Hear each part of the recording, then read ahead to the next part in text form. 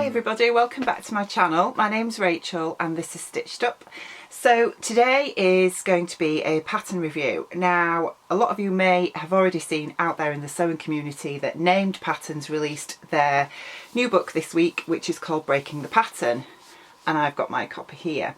Now I'm not going to do a review of the book. There are loads of vlogs out there already that have got some fantastic reviews of the book, including the fold line. I think Kate's just done a review of that herself, so I'm not going to go through the book with you today, but I got this book the other day and had a quick flick through, and I'm a huge fan of Named Patterns anyway because they draft for a tall woman. So generally their patterns are drafted for 5'8", which suits me down to the ground because most other patterns I always have to lengthen because I'm 5'10". So I can usually get away with most of Named Patterns to fit me for my figure without making any alterations at all. So I am a really big fan of their designs and patterns for that reason, because I like quick sews and it makes it a bit quicker for me. So anyway, so just without waffling, getting back to the book, I got this book the other day,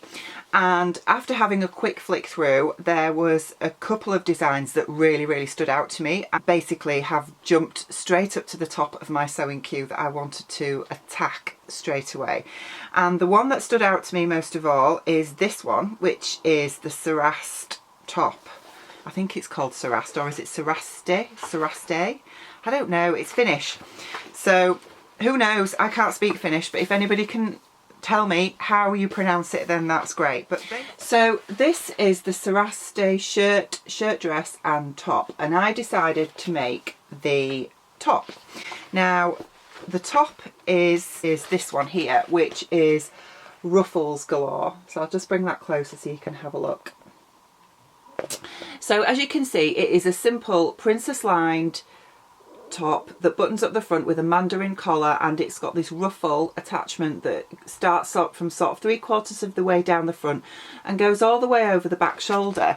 Now in the book it does tell you how to hack these patterns, so it gives you options for just changing them up to suit yourself, and that's what I really like about it. So but I really liked this shirt and I thought it would be a really good opportunity to have a go. So I decided that I was going to make this blouse just with the ruffle at the front and not at the back, because I just thought that might just be a little bit too much. So the fabric I used was a viscose fabric that I bought from the textile centre. Now I bought this I think probably a couple of years ago, so they won't have this anymore, but they've got some fantastic viscoses on their website and they're perfect for this kind of top. You do need something that's quite drapey, so I would suggest certainly nothing heavier than a cotton lawn, but things like viscose, georgette would work really well, crepe, satins, that kind of thing. So yeah, so that's what I used to make this top. I will put some pictures in of me wearing it, some other close-ups so you can have a look, but I'll just come back and then you can have a closer look at the top that I made. So I made this top in the size, I think it was, I can't remember whether it was a size 4 or size 5, but it's the top that equates to my measurements, which I'm usually at the top, I'm a 12 to 14, and I've attached the ruffle. If I just come in closer, I've attached the ruffle, which is sewn into the shoulder seam here and comes all the way down the princess seam to about there, and it's the same on both sides. And the back I left plain. It's got a bit of a dip hem, so it dips down at the front and back, and it's really quite floaty. As I say, it's got a mandarin collar, which I'll just come in and you can see that. Mandarin collar with a collar band and buttons all the way down the front. The princess seams come down the front here. It's difficult to see in this busy print, and down here as well where the ruffle attaches. And also again at the back there are 2 princess seams there. So it's great for fitting, but it is designed to be a loose fit, and this pattern fits me really well. Now, pros about this pattern, what I loved about it was the fact that I didn't have to make any alterations whatsoever. All I did was trace off the pattern and sew it straight up, because I thought when I put the pattern pieces against me, I thought it's going to be about the right size. I didn't really need to lengthen it. So that was great, the fact that I could just trace off those pattern pieces and then sew it up and it fits me straight out of the bag, so to speak. I do think it's a little bit big.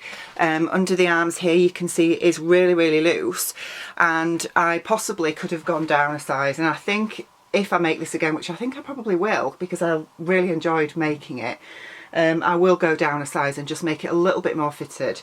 I don't think this silhouette over jeans as I've got today suits me as such because it just hides my smallest part, which is my waist, but I'm planning to wear this tucked in with some smart trousers for work when I start my new job. I think that will work really well, and then it will probably look better on me. But I think it's a kind of top that you can either jazz up and wear either for an evening, for, you know, a low-key date, that kind of thing, or you could just wear it during the day with jeans as I've got on today, or you can wear it smart for work as well. I think it works all ways, so it's very, very versatile. Now, regarding the book itself, with respect to this pattern, if you've never sewn named patterns before, this is where I'm going to disagree with Kate from the forward line. Kate says that she thinks named patterns instructions are really, really good. I personally don't. I think for a beginner, I don't think they're as hand-holdy as what some other indie patterns are, and I think there are some steps where it doesn't always click straight away what they're asking you to do. So I do think if you're a beginner sewer, I wouldn't go straight to named first. I'd try some other patterns first, so that you know some techniques before you have a go at one of their patterns. I'm terrible at actually reading instructions now, and I tend to want to just skip through things anyway. But even it left my head scratching a couple of times with putting this together, mainly because I was reading what they wanted me to do, and the steps for the construction weren't sort of what I would have done. I would have done it slightly differently. Now, one other thing I would say about following the instructions for this particular pattern, I can't say for any of the other patterns yet because I've not read them in detail, but for this particular pattern, for instance, it says at step 5 for doing the collar here, it tells you to follow step 12 of the shirt pattern, which is on page 125. So that means that you then have to go back to page 125 to find step 12, which is here, and follow this to construct the mandarin collar. Now, if you look at this isn't a mandarin collar because on the shirt it has a collar and collar stand, basically. The mandarin collar bit is actually the collar stand. So this just gives you an example of how I think that it's not as straightforward for a beginner sewer. Now, I've sewn quite a few collars before, so it was okay for me, but I think if you're a beginner sewer, that's going to get you confused. And I think what I also don't like about that is the fact that when you're following a particular pattern on this page, I want it to tell me on this page how I construct the collar. I don't want it to tell me I have to flick back to page whatever in the book and follow a step in another pattern instruction, if that makes sense. So I think that's a bit of a negative, if I'm honest, of this book. Having said that, it hasn't put me off because as I say, I have had the opportunity to sew quite a few things now and do know most techniques to put most things together, so it wasn't too much of a problem for me. But I think if you're a beginner or you haven't sewn many things, particularly if you've not done a collar before, I think things like that could get you confused. It does it again with the collar, with the button band. It tells you to flick back to a page earlier in the book to follow the instructions for the button band there. And I think all this flicking backwards and forwards when you try and follow chronological steps to constructing a garment can be quite confusing. So yeah, that is a bit of a negative, I would say. The other negative that I would say about this book as well is that it's really difficult to find where the seam allowance is. So most patterns, most commercial patterns, seam allowance are 5/8 of an inch or 1.5 centimetres. Now, when I put this together, I used that seam allowance, and it's fine because this is a loose floaty top which worked really, really well. But I actually sat and read this book this morning because I thought, when I looked at the pattern to put this pattern together the other day, it doesn't actually say in the pattern instructions for this pattern what the seam allowance is. Now, when I had a look at some of the other projects in the book, it didn't say there either what the seam allowance was. So I just hazarded a guess. I thought it's a loose floaty top, it's going to fit me, I'll use 5/8 of an inch. This morning when I was reading through the book in more detail, I had to actually use the glossary at the back to find where the seam allowance is, where it actually tells you what the seam allowance is. And I did find it, and it is right near the beginning, where it tells you that the seam allowance is actually 1 centimetre or 3/8 of an inch. But it's hidden in some of the text, and I would have liked to have seen that in actually the projects part of the book. So when you're at the beginning of a project, for instance, I'll pick just one project here. So this one is the jeans project here. So when you're looking at this page here, which tells you all about the fabric requirements, the haberdashery items that you're going to need, and the finished garment measurements and everything, I would have liked to have seen the seam allowance put here rather than just in a small space right near the beginning of the book. So yeah, that's just another point that I think is a bit of a negative for me.